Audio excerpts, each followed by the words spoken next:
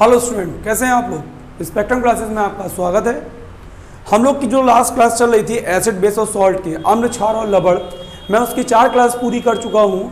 मैंने पहली क्लास में अम्ल क्षार, अम्ल को समझाया, उसकी प्रॉपर्टी समझाई, फिर बेस क्षार को समझाया, उसकी प्रॉपर्टी हुई, फिर हम लोगों ने इसकी केमिकल और फिजिकल प्रॉपर्टी को डिस्कस किया एसिड और बेस की, और लास्ट क्लास में मैंने सॉल्ट और सॉल्ट के प्रकार, लवण और लवण के प्रकार की बात की। तो आज की क्लास में हम लोग आगे बढ़ रहे हैं और जो हमारा नेक्स्ट टॉपिक आता है वो है हमारा पीएच पैमाना, कि पीएच पैमाना क्या होता है। ठीक है, तो जो हमने चैप्टर पढ़ा अम्ल क्षार लवण में, चैप्टर में जो हमने चीज़ें पढ़ी हैं उन चीज़ों में अगर कोई विलयन, मैं अम्लीय विलयन की बात करूं, क्षारीय विलयन की बात करूं या उदासीन विलयन की बात करूं, लवण के विलयन की बात करूं, तो हम ये कैसे पहचानेंगे। अगर मैं 3 बीकर यहाँ भर के रख दूं, एक में अम्ल भर के रख दूं, एक में क्षार भर के रख दूं और एक में लवण भर के रख दूं, और आपसे कहूँ बताओ भाई ये कौन सा विलयन है, कौन सा अम्ल है, कौन सा क्षार है, कौन सा लवण है, तो आप कैसे बताओगे। टेस्ट करके। हम सारे अम्लों को टेस्ट नहीं कर सकते। मैंने बताया था अम्ल स्वाद में खट्टे होते हैं, क्षार कड़वे होते हैं, उदासीन मीठे नमकीन या बिना स्वाद वाले हो सकते हैं। ठीक है, तो हम किसी भी अम्ल क्षार या लवण को डायरेक्ट टेस्ट करके नहीं बता सकते। तो हमें अम्ल और क्षार को बताने के लिए 2 चीज़ों की ज़रूरत पड़ती है। एक तो हमारा है पीएच पैमाना, दूसरा है सूचक। आज की क्लास में मैं पीएच पैमाने को कंप्लीट करूंगा और नेक्स्ट क्लास में हम लोग सूचक करेंगे। ठीक है, और आगे आगे अपनी क्लास धीरे धीरे बढ़ाते रहेंगे। तो पीएच पैमाना है क्या? एक ऐसा पैमाना जो किसी अम्लीय विलयन, क्षारीय विलयन या उदासीन विलयन में अंतर करता हो। मतलब हमें यह जानकारी दे, जैसे मैंने 3 एग्जाम्पल जो आपको अभी 3 मैंने एक्सपेरिमेंट में बोले कि एक बीकर में अम्ल है, एक बीकर में क्षार है और एक बीकर में उदासीन लवण, तो आप कैसे पता करोगे कि कौन सा अम्ल, कौन सा क्षार, कौन सा लवण? हम टेस्ट करके नहीं बता सकते, तो आप पीएच पैमाने से चेक करोगे। ठीक है, तो परिभाषा क्या होती है? वह पैमाना जो किसी विलयन के अम्लीय, क्षारीय या उदासीन होने की जानकारी देता है, जो हमें यह बताए कि हमारा कौन सा विलयन अम्लीय है, कौन सा क्षारीय है और कौन सा उदासीन है। इसकी जो जानकारी देगा वो पैमाना हमारा कहलाएगा पीएच पैमाना। अब चूंकि इसका नाम है पैमाना तो इसमें कुछ संख्या भी होंगी। ठीक है, तो इसमें संख्याएं होती है। अम्लों के लिए इसका जो मान होता है वो 7 से कम होता है, क्षारों के लिए जो इसका मान होता है वो 7 से ज़्यादा होता है, और इसकी जो रेंज होती है वो 0 से लेकर 14 तक। मतलब पीएच पैमाने की जो रेंज बनाई जाती है, जो पीएच पैमाना बनाया गया है उसकी रेंज 0 से लेकर 14 तक होती है, 14 तक होती है। पीएच पैमाने का अर्थ होता है पावर ऑफ हाइड्रोजन या पोटेंशियल ऑफ हाइड्रोजन। पावर मतलब शक्ति, हाइड्रोजन की शक्ति, हाइड्रोजन आयन की शक्ति या हाइड्रोजन की शक्ति या हाइड्रोजन आयन की क्षमता। पोटेंशियल का मतलब यहाँ पर क्षमता से है। ठीक है, तो हाइड्रोजन की क्षमता या हाइड्रोजन की शक्ति को पीएच बोलते हैं हम लोग। इस पैमाने की जो डिस्कवरी है, इस पैमाने का निर्माण है, वह वैज्ञानिक सोरेनसन ने किया। ये जीके का सवाल ऐसे याद कर लो, कभी कभार कोई पूछ लेता है कि पीएच पैमाना किसने बनाया, तो वैज्ञानिक सोरेनसन। अब मैं सामने क्लास में आता हूँ, सारी चीज़ों को बोलता चला जाऊँगा। ठीक है, पीएच पैमाना, पीएच पैमाने की खोज वैज्ञानिक सोरेनसन ने की। वैज्ञानिक सोरेनसन लिखा है मैंने। ठीक है, पीएच का अर्थ क्या होता है? पावर ऑफ हाइड्रोजन, हाइड्रोजन की शक्ति, हिंदी में लिख लेना हाइड्रोजन की शक्ति, या पोटेंशियल ऑफ हाइड्रोजन, हाइड्रोजन की क्षमता। पोटेंशियल यहाँ लाइट वाली बात नहीं हो रही है, पोटेंशियल का मतलब यहाँ पर क्षमता से है, तो पोटेंशियल ऑफ हाइड्रोजन मतलब हाइड्रोजन की क्षमता से है। पीएच पैमाना की परिभाषा क्या है? एक ऐसा पैमाना जो किसी विलयन के अम्लीय, क्षारीय या उदासीन होने की जानकारी देता है, जो हमें ये बताए कि कौन सा विलयन अम्लीय है, क्षारीय या उदासीन है। ये जानकारी जो हमें देगा वो हमारा कहलाएगा पीएच पैमाना। ठीक है, तो एक ऐसा पैमाना जो किसी विलयन के अम्लीय, क्षारीय या उदासीन होने की जानकारी देता है पीएच पैमाना कहलाता है।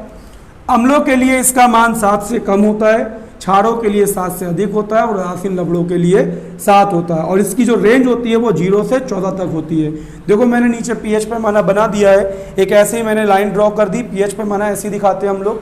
इस लाइन में 0 से लेकर 14 तक की रेंज है, 14 तक की, बीच में 7 है। 7 पे देखो लिखा है उदासीन लवण, 7 से इधर की तरफ आ रहे हैं तो अम्लीय विलयन, और 7 से उधर की तरफ जा रहे हैं तो क्षारीय विलयन। अच्छा, इसमें एक बात और याद रखना, 7 और 0 के बीच में होता है 3.5, 3 और 4 के बीच में 3.5। तो जिन अम्लों के मान 3.5 से कम होंगे, 3.5 से भी कम होंगे, वो कहलाएंगे प्रबल अम्ल। मैंने बताया था अम्ल दो प्रकार के, प्रबल और दुर्बल, क्षार दो प्रकार के, प्रबल और दुर्बल। तो जिनका पीएच मान 3.5 से कम होगा वो प्रबल अम्ल, और जिनका 3.5 से ज़्यादा होगा वो दुर्बल अम्ल, दुर्बल अम्ल। ठीक है। और जिनका 7 होगा वो उदासीन लवण। जिनका पीएच मान 7 से लेकर 10.5 के बीच में होगा वो दुर्बल क्षार। ठीक है। और जिनका 10.5 से लेकर 14 तक होगा वो प्रबल क्षार।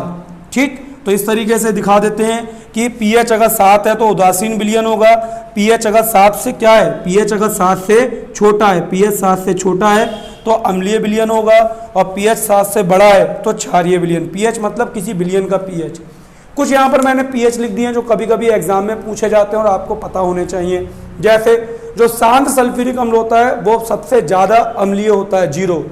बैटरी का अम्ल, तनु सल्फ्यूरिक अम्ल 0.5। HCl नमक का अम्ल 1 होता है पीएच। ये पीएच वैल्यू है, इनकी पीएच वैल्यू लिखी हुई है, पीएच वैल्यू। ठीक है। अमाशय रस, हमारे पेट में जो खाना पचाने वाला जो रस होता है अमाशय रस बोलते हैं पेट में, उसका 1.5। नींबू का रस, नींबू के रस में होता है सिट्रिक अम्ल, याद कर लेना 2.5। एसिटिक अम्ल, सिरका, सिरके का 4 होता है।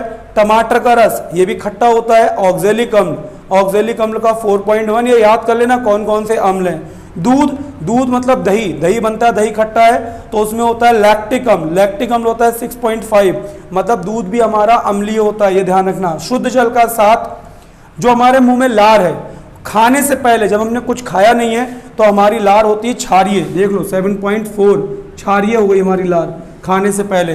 और जब हम कुछ खाना खा लेते हैं तो खाने के बाद जो हमारी लार है वो 5.8, मतलब कैसी हो जाती है, अम्लीय हो जाती है, याद रखना।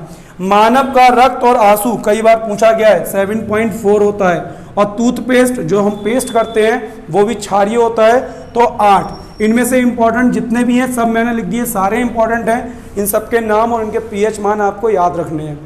अब पीएच मान क्या होता है भाई, पीएच पैमाना समझ में आ गया, पीएच मान जो है वो समझ में आ गए। पीएच मान की परिभाषा क्या है, तो यहाँ परिभाषा नीचे लिखी है, मैं समझाऊंगा इसे ऊपर। तो किसी विलयन का पीएच मान उस विलयन में उपस्थित एच आयन की सांद्रता, एच आयन की सांद्रता के 10 के आधार के लघुगुणक के ऋणात्मक मान के बराबर होता है। यहाँ से परिभाषा देख के लिख लेना, मैं ये परिभाषा आपको याद करा दूंगा ऊपर। याद कैसे करेंगे हम लोग, ऐसे समझते हैं। किसी विलयन का पीएच मान, मेरे संग संग बोलना 5-6 बार आ जाएगा। किसी विलयन का पीएच मान, पीएच मान हमेशा विलयन का होता है, तो किसी विलयन का पीएच मान उस विलयन में उपस्थित एच आयन, और इस खड़े ब्रैकेट को केमिस्ट्री में कह देते हैं सांद्रता, एच आयन की सांद्रता के 10 के आधार के लघुगुणक, लघुगुणक के आधार में 10 लगा है तो 10 के आधार के लघुगुणक के ऋणात्मक मान के बराबर होता है। फिर से बना रहा हूं, देखना परिभाषा फिर से बना रहा हूं। किसी विलयन का पीएच मान, किसी विलयन का पीएच मान उस विलयन में उपस्थित एच आयन की सांद्रता के 10 के आधार के लघुगुणक, 10 के आधार के लघुगुणक के ऋणात्मक मान के बराबर होता है। फिर से समझा रहा हूं, एक बार फिर से देखना, लास्ट बार। किसी विलयन का पीएच मान उस विलयन में उपस्थित एच आयन की सांद्रता के 10 के आधार के लघुगुणक के ऋणात्मक मान के बराबर होता है। यह पीएच मान की परिभाषा। तो आज के वीडियो में हम लोगों ने पीएच स्केल और पीएच मान और इसकी रेंज और पदार्थों के लिए कितना कितना इसका मान होता है ये पढ़ा। अब कल के वीडियो में हम लोग पढ़ेंगे सूचक, और फिर हमारे जो 4-5 कंपाउंड हैं उन कंपाउंड को डेली एक एक पढ़ेंगे। ठीक है, all the best, bye bye.